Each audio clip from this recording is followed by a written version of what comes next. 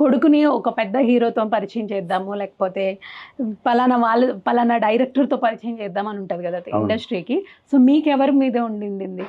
చిరంజీవి నా best friend కాబట్టి Chiranjeevi cinema చేస్తే బాగుంటుంది అనిపిస్తుంది. నిజంగా ఇది ఖచ్చితంగా అవ్వాలని తదాస్తు అనుకుంటున్నాను నేను, అవ్వాలని. సో మరి ఇంట్రడ్యూస్ చేశారా చిరంజీవి గారికి తీసుకెళ్లి బెన్నీ గారిని? అవునా, ఏమన్నారు?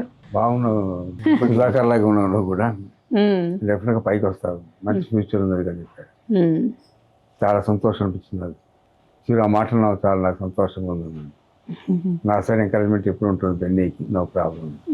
అది కాబట్టి చిరంజీవి నెక్స్ట్ సినిమా డెఫినెట్ మరి బెన్నీకి మంచి ఆర్టిస్ట్ ఇస్తాను, మంచి క్యారెక్టర్ ఇస్తాను. మంచి బ్రేక్ అవ్వచ్చు.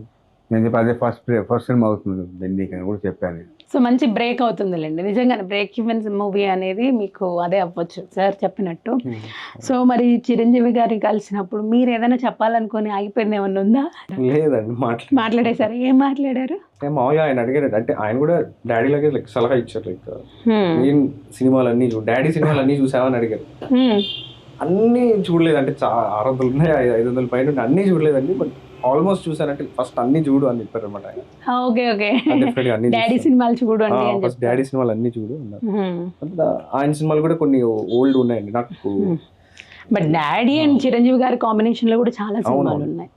మోస్ట్ ఆఫ్ ఫిల్మ్ చూసానండి, కానీ కొన్ని ఏమో మిస్ అయ్యాయి. అన్ని చూస్తూ ఉన్నావు సినిమాలు చూస్తున్నావు, ఎవరైనా అదే చెప్తుంటారు, సినిమాలు చూస్తున్నావు.